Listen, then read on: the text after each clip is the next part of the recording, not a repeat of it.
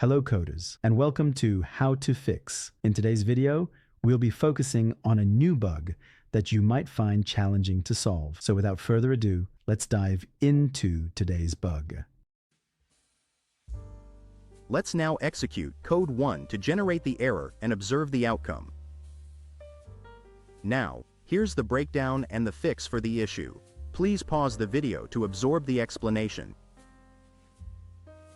Now we'll repair the code and observe the final output.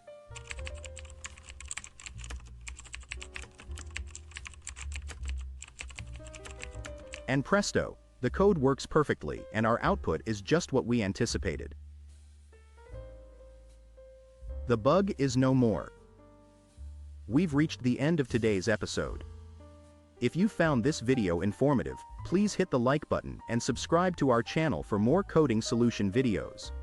Stay passionate, never stop learning, and enjoy your coding journey.